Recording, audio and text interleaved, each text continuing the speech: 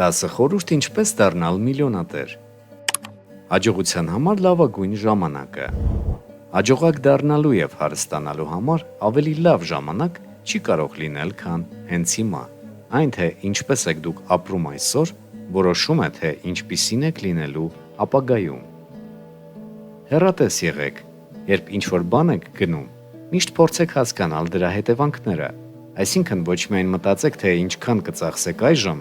այլ թե ինչքան միջոցներ կպահանջվի հետագայում, ոչ միայն գումարի տեսակետից, այլև ուժերի, ժամանակի։ Կայունություն։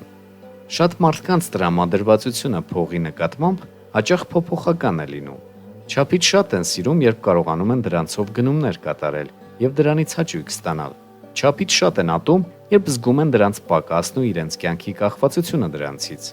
Վերջին դեպքում պարտքով գումար կամ վարկ են վերցնում։ Խուսափեք զգացմունքների հիման վրա գնումներ կատարելուց եւ վարկային քարտերից։ Սխալ մոտեցում։ Մարդկանց մեծ մասը փողն ընդունում է որպես արժեք, բայց այդպես չպետք է լինի։ Գումարն ընդհանրապես թղթեր են։ Եթե դուք նպատակ դնեք, ասենք, ուզում եմ միլիոնատեր լինել եւ հետևեք հենց այդ մտքին,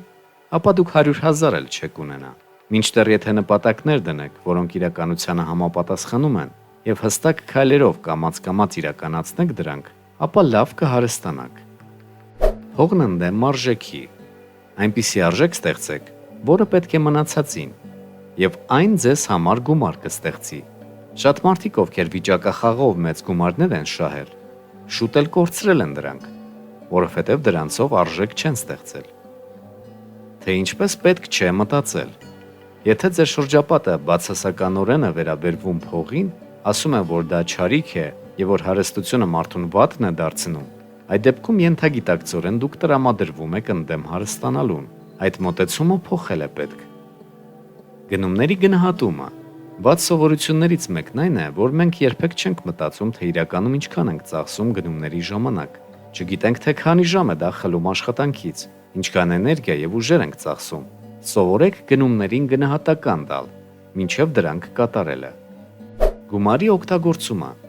Մեր կատարած վճարումների համար հաճախ հանձնավճար են վերցնում։ Շատերն ուշադրություն չեն դարձնում դրան, բայց դա էլ քիչ գումար չէ։ Ասենք դուք պատրաստ եք ձեր աշխատանքային օրվա մի մասն անտեղի վատնել ուրիշի բանկոմատից օգտվելու համար։